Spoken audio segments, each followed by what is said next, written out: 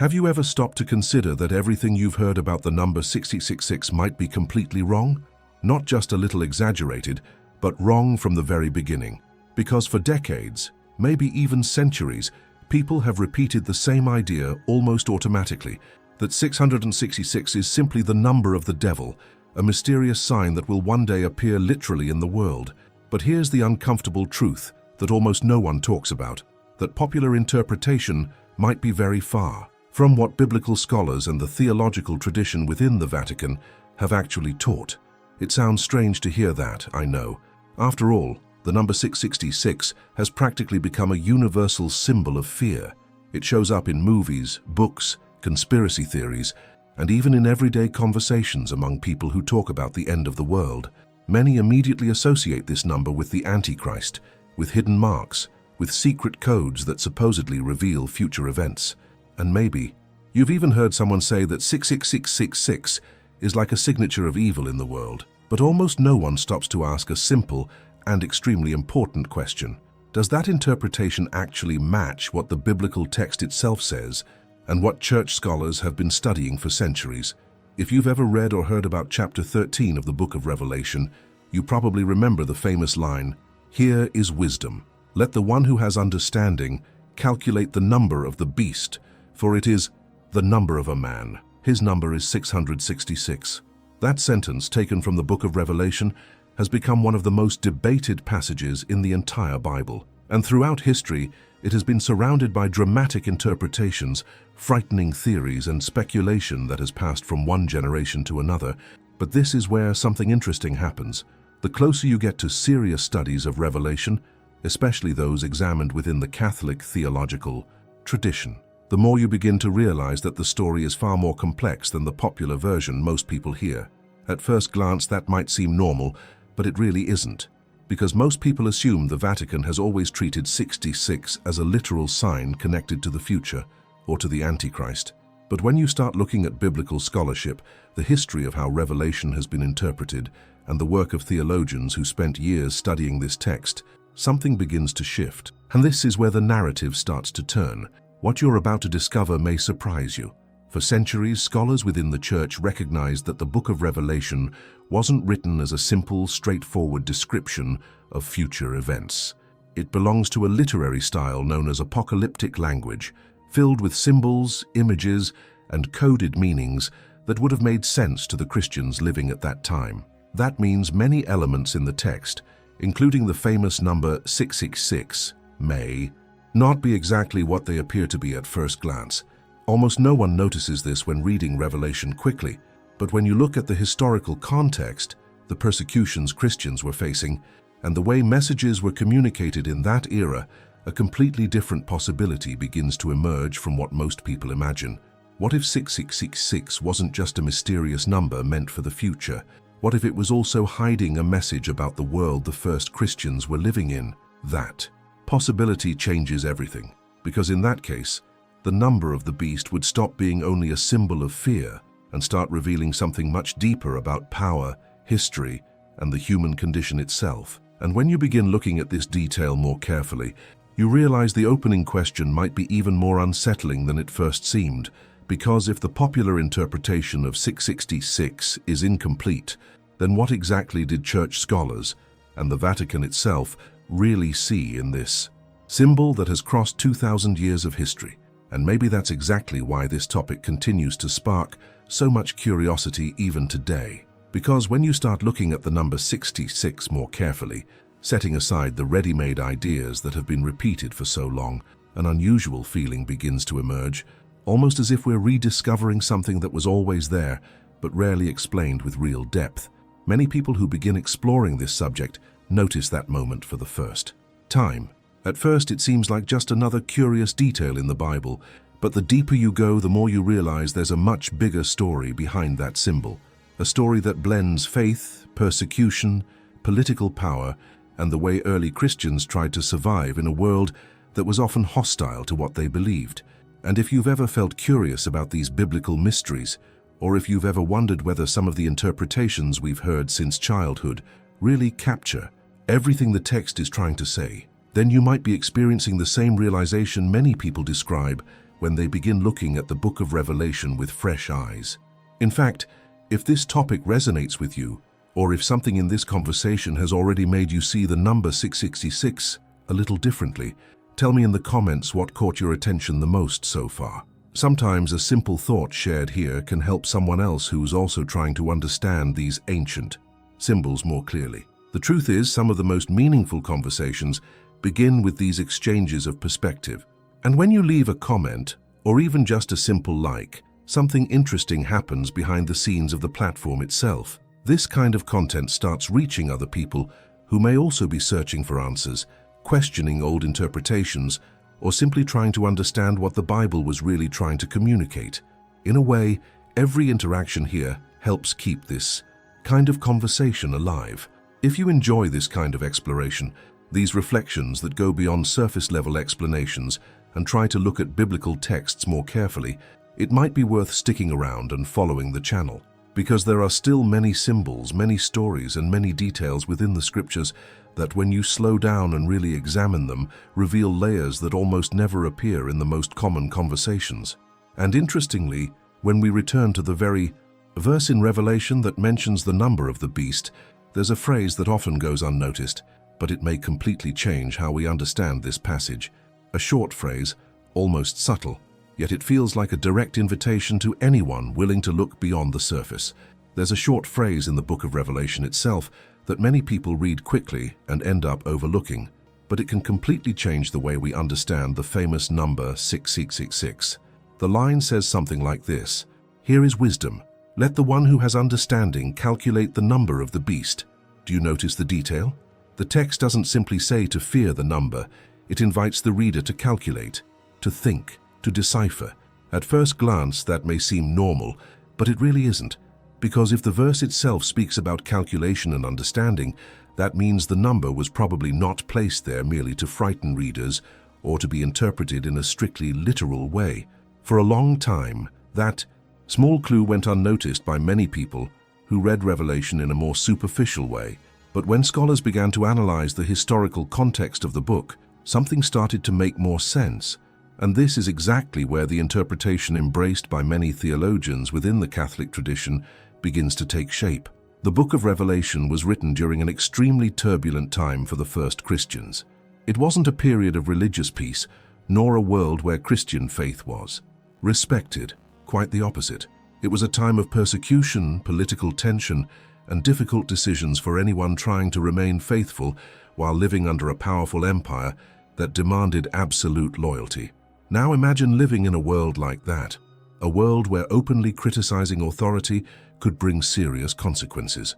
In a setting like this, direct messages were not always safe. That's why ideas were often communicated through symbols, images, and coded language that only people from the same cultural context would fully understand. This style of communication wasn't unusual in that era. In fact, it was part of the mindset and the literary structure of apocalyptic writing. And this is where something fascinating begins to emerge behind the scenes of biblical interpretation. Among scholars who studied Revelation in depth, one hypothesis has drawn significant attention over the centuries: a theory that connects the number 666 to a very real historical figure, someone who ruled the ancient world with an iron hand and whose reputation echoed across generations. That name is Nero. To understand this connection, we need to look at an ancient system called gematria. This method was used in several cultures in the ancient world and worked in a rather intriguing way. Letters also carried numerical values. In other words, names could be converted into numbers based on the letters that formed them. Now imagine someone in the 1st century trying to send a message about a powerful ruler without directly mentioning his name. A safe way to do that would be to turn the name into a numerical code that only attentive readers could decipher. And when some scholars applied this method to the name Nero Caesar, using the Hebrew form of the name, something surprising appeared. The numerical value of the letters added up to exactly 666. When this possibility began to circulate among scholars, the perspective on the number changed dramatically. What many people had treated purely as a symbol of the distant future suddenly revealed a very concrete historical dimension. The number of the beast could be pointing to a specific system of power that existed at the time Revelation was written. That realization shifts the way we look at the text, because in this case, the number would not be only a distant warning about the end of time, it would also be a veiled critique of the imperial authority that was persecuting Christians during that period. And almost no one notices this when they hear quick explanations about 666. The popular image often presents the number as a mysterious mark that will appear someday in the future, connected to technology, global governments, or apocalyptic figures yet to come. But when you look at the historical background of the text, you start to see that the message may be much deeper and much closer to the reality of the first Christians. Nero, according to many historical accounts, became infamous for his brutality and for violent persecutions against Christians in Rome. Some historians describe episodes where followers of Christ were used as public examples of punishment. In that context, it isn't hard to imagine why a Christian writer of that era might portray that kind of power through a symbolic image like the beast. But perhaps the most interesting realization is this: even if the number originally pointed to a specific ruler in the past, the symbol did not lose its meaning over time. On the contrary, many theologians believe it also represents something larger, a pattern that repeats whenever human power tries to place itself in the position of God. Now, I want to go even deeper into this subject, because when you look closely at how Revelation was written, you realize its symbols rarely operate on just one level of meaning. They work almost like mirrors reflecting different moments throughout human history. And the number 666 may be exactly one of those cases. It may have been a code referring to an emperor in the past, yet at the same time it may carry a universal message about systems of power, human decisions, and the way entire societies can drift away from spiritual principles when the pursuit of control becomes absolute. That possibility changes the impact of the reading, because suddenly the number stops being just a curious detail in a distant prophecy and starts becoming a warning about the very path of humanity itself. And when you begin looking at Revelation from this perspective, you start to realize that the purpose of the text may never have been only to predict future events. It may also have been written to reveal deeper truths about human behavior, about collective choices, and about how certain patterns of power emerge again and again throughout history. But there's an even more intriguing detail within this interpretation that very few people talk about, a detail that appears when we look at the symbolic meaning of numbers within the Bible itself. And it's exactly at this point that the understanding of 666 begins to gain an even deeper dimension. If this reflection is already shifting the way you've understood this number until now, leave a comment saying, "This makes sense to me." Because the more people who step into this journey of discovery, the more layers of this story begin to reveal themselves.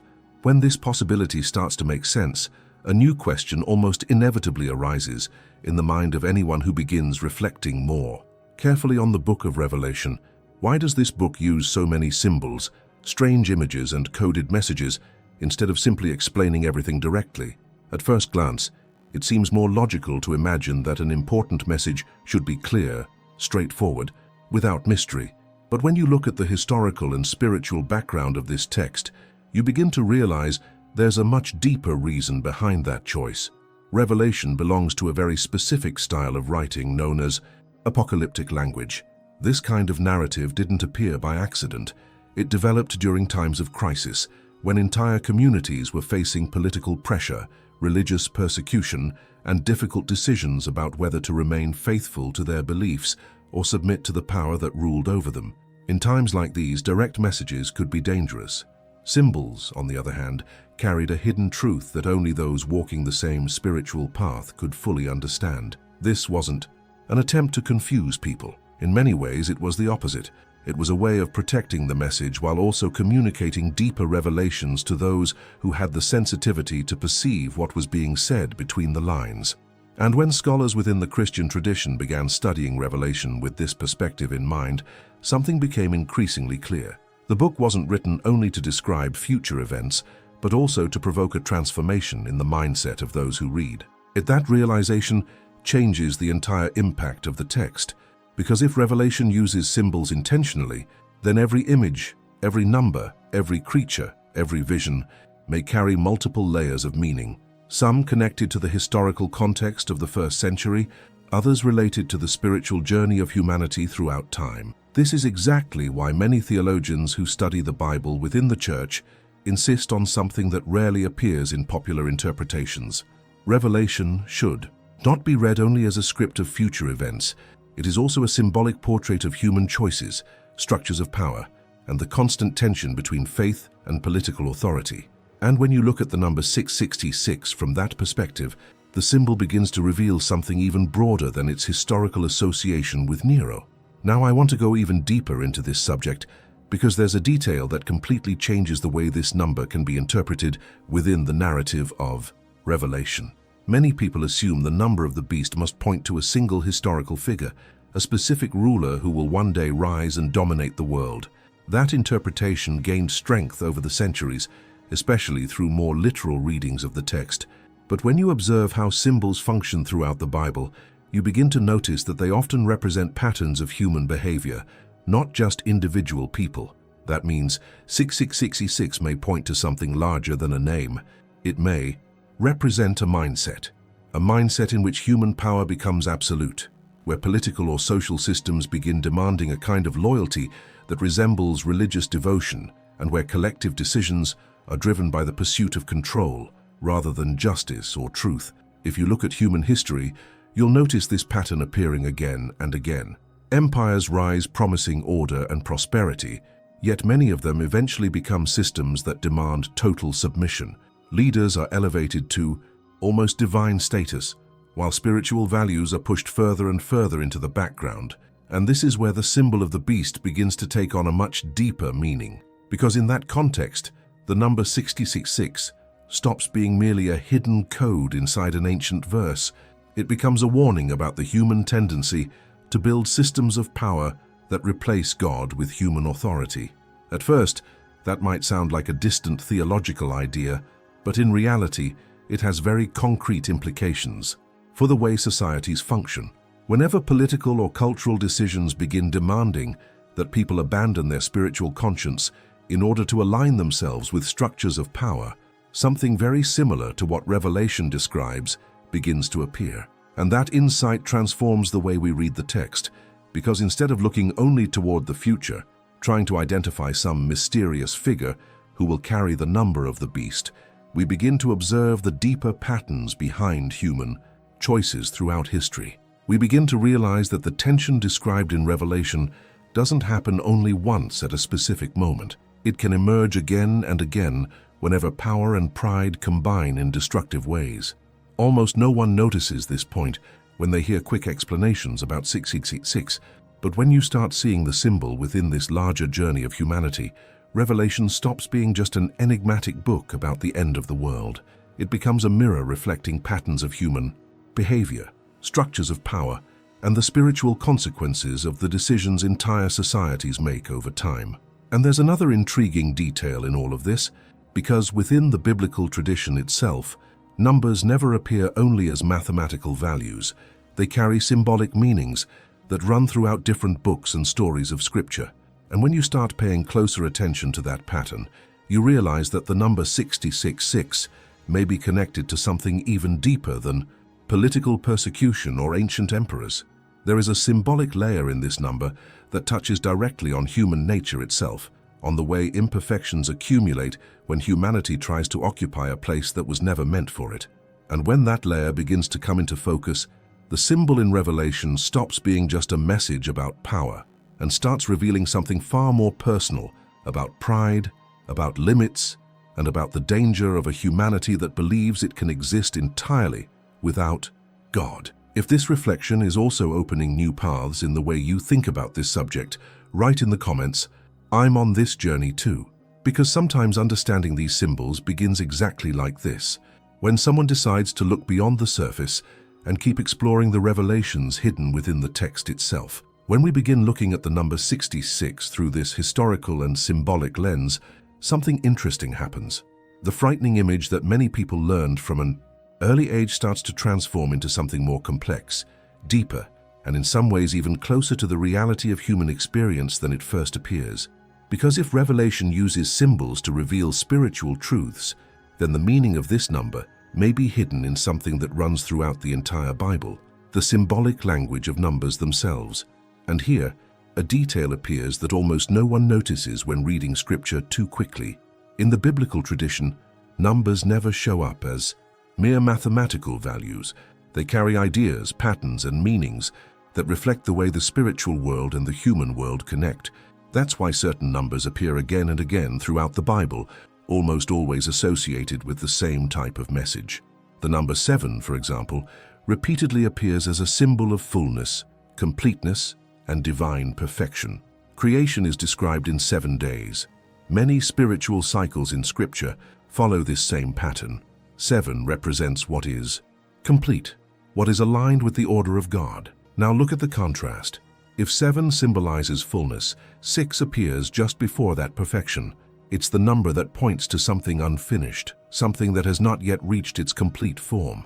It represents something close to perfection, but still marked by a fundamental flaw.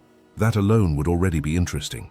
But when Revelation presents not just a single 6, but 3 6s, 666, the message begins to take on an even stronger dimension. It's no longer just imperfection. It's the ultimate repetition of human imperfection raised to its highest intensity. That might sound like a small symbolic detail, but it actually changes the entire way this number can be understood. Because in that case, 666 stops being only a historical code or a mysterious number tied to a specific ruler.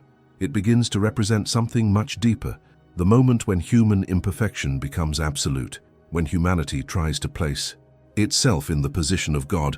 Almost no one notices this point when hearing popular explanations about Revelation, but once you start observing this symbolic logic, the impact of the number changes completely.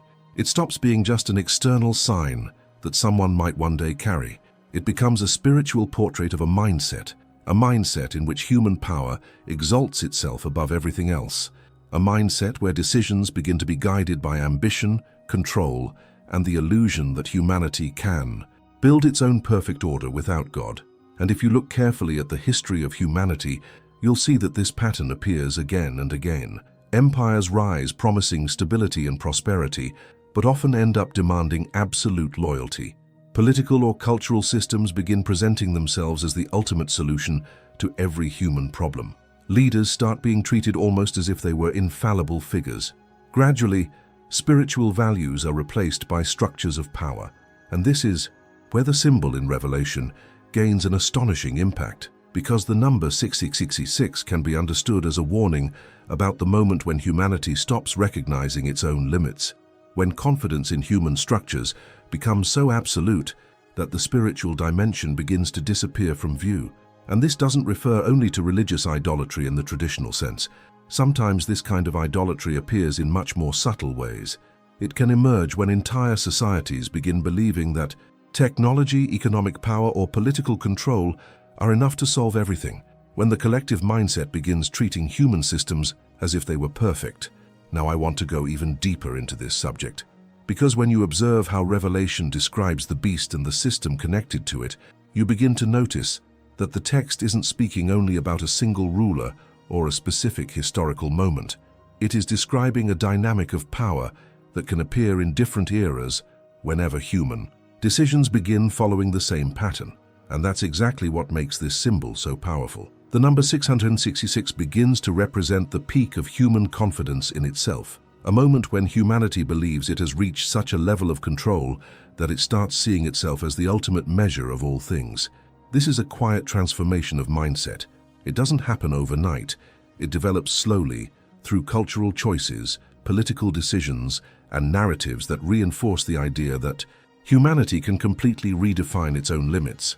And when that mentality becomes established, the spiritual consequences begin to surface, because a society that believes it can exist entirely without God will inevitably begin redefining its most fundamental values. What was once considered right or wrong begins to depend only on human interests.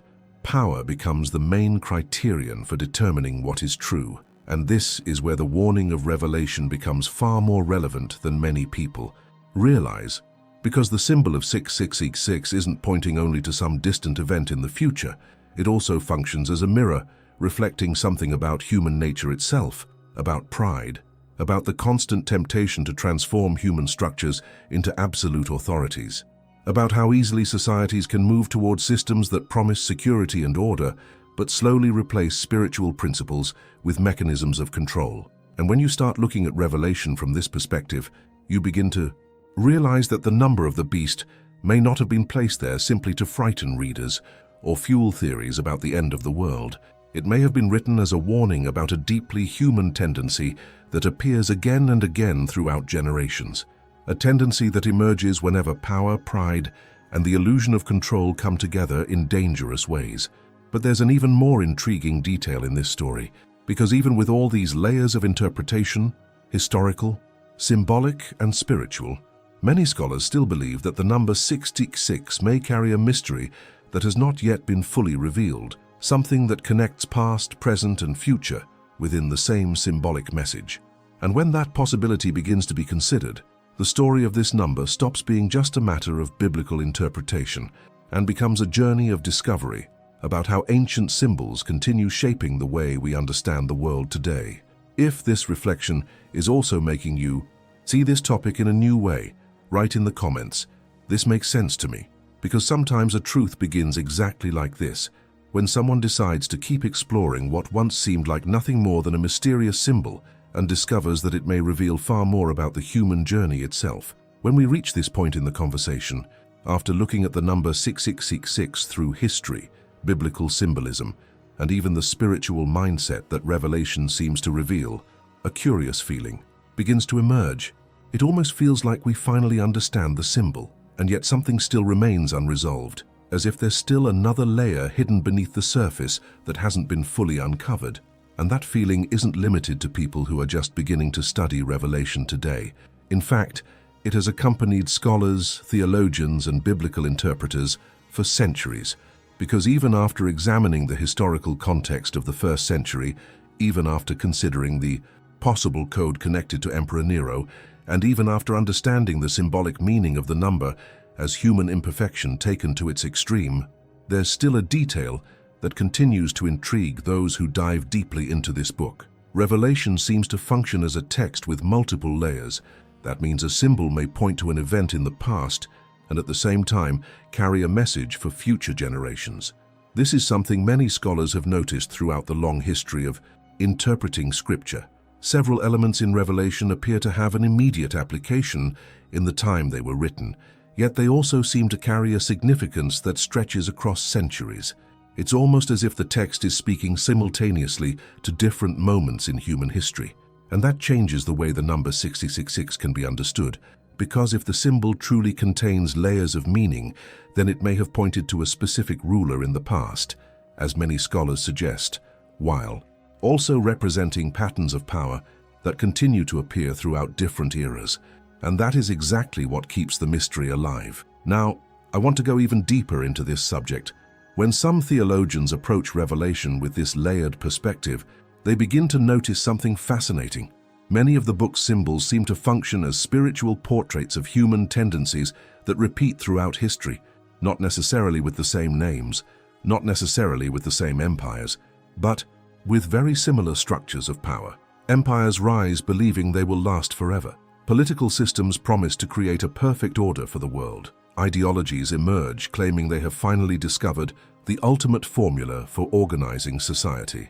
And in many of these moments, something interesting begins to happen. These systems start demanding a kind of absolute loyalty, a loyalty that goes beyond politics or culture and begins touching something deeper within the collective mindset. That's where the symbol of the beast begins to make even more sense within the narrative of Revelation, because it may represent exactly that kind of structure, when human power becomes so central that it begins to occupy the place which, from the biblical perspective, belongs only to God. And when we look at history from that perspective, we begin to realize that this pattern didn't happen just once. It appears again and again. Entire civilizations have believed they had reached the peak of human progress. Empires have presented themselves as the final solution for the world. Leaders have been treated almost as if they were infallible figures, but history has always revealed something remarkable. None of those systems lasted forever. Every one of them eventually encountered its limits. Every one of them ultimately faced the fragility of human nature. That realization creates a powerful shift in the way we read Revelation. because the book stops being just a collection of mysterious images about a distant future and begins revealing spiritual patterns that move across different periods of history. And perhaps that's exactly why the text continues to spark so much curiosity even today, because it seems to be speaking about something that is still unfolding, about human decisions, about collective mindsets, about the way entire societies can move closer to or drift further away from spiritual principles depending on the choices they make. And when that perspective emerges, the number 666 stops being just an intriguing detail within the Bible. It becomes a powerful symbol about the risk of a humanity that believes it has achieved complete autonomy, a humanity that begins to place absolute trust in its own structures of power, a humanity that, little by little, may forget the limits that have always been part of the human condition. But there's an even more intriguing detail in this story, because Revelation isn't the only place in the Bible where seemingly simple symbols carry profound messages about the journey of humanity. In fact, many other elements within this book work in the same way. The mark of the beast, the woman clothed with the sun, the seals, the trumpets, even the number 7 repeated again and again. All of these symbols belong to a much larger narrative, filled with images that seem carefully designed to provoke reflection, transform perspectives, and raise questions about the direction of human history. And perhaps the most fascinating truth about Revelation is exactly that. It doesn't offer quick answers. It raises questions, questions that move across generations, questions that continue to surface whenever someone decides to look at these symbols more closely. Because when you begin exploring the deeper background of this book, you realize that many things that seem obvious at first glance may actually conceal far deeper revelations. Revelations that challenge popular interpretations. Revelations that invite each generation to reconsider its own journey, its own decisions, and the way structures of power shape the world. And when that realization begins to take shape, an unavoidable question emerges. If the number 666 has been misunderstood for so long, how many other symbols in Revelation might have been understood only at the surface level? How many hidden messages within this book are still waiting to be rediscovered? Because perhaps the true impact of Revelation isn't found only in the dramatic images it presents, but in the questions it plants in the minds of those who decide to explore these revelations more deeply. And sometimes that's exactly how a journey of discovery begins, with a question that seems simple, but opens the door to a completely different understanding of what we once believed we knew. If you also feel that this investigation is only beginning, and that there are still many layers of this story left to explore, write in the comments, "I'm on this journey too," because when many people start looking at these symbols with fresh eyes, new insights begin to appear, and the conversation about these biblical mysteries keeps moving forward. And when we reach this point in the conversation, after looking more carefully at the number 666, you may have started to notice something interesting. What at first seemed like nothing more than a frightening symbol, repeated in movies, theories, and quick interpretations, actually hides a much bigger story, a story that passes through the persecution of the first Christians, the symbolic language of Revelation, the human mindset when confronted with power, and the decisions entire societies make throughout history. And perhaps the most intriguing part of all this is realizing that many of these biblical symbols are still being discussed today, precisely because they were not written only for one specific moment in time. They seem to move across generations, raising questions, sparking reflection, and inviting each person to look at these texts more carefully, without rushing, without fear of questioning what we have always heard. If you've made it this far with me on this journey of exploration, that already says a lot about the kind of person you are, because very few people actually pause to explore these subjects in depth. Most people stop at the first explanation they hear, but those who stay until the end are usually searching for something more: clarity, understanding, and maybe even a shift in the way they see these ancient texts. So if this reflection also made you think differently about the number 666 and the symbols in Revelation, leave a simple comment below, just so I know you made it to the end of this conversation. You could write something like, "This message was for me. It's always fascinating to see how many people are walking this same path of discovery. And if at any point during the video you felt like this conversation opened up new perspectives, leaving a like here actually helps, more than it might seem." It's not just a small gesture on the platform, it also signals to YouTube that this kind of content, reflective, investigative, and thoughtful, deserves to reach other people who are also trying to understand the deeper mysteries of Scripture. And if you enjoy this kind of reflection, this deeper look into the hidden layers of biblical symbols that are often interpreted too quickly, it might make sense to keep following the channel. Subscribing here is really just a way of continuing this journey together, exploring other passages, other revelations, and other symbols that often go unnoticed when we read the Bible without looking at the historical context and the layers beneath the surface. And actually, there's a video right here beside this one that connects directly with everything we talked about today. It dives deeper into another biblical symbol that raises many questions and that, just like 6666, may have been understood very differently from what most people imagine. Click on it and join me over there because this journey of discovery is far from over.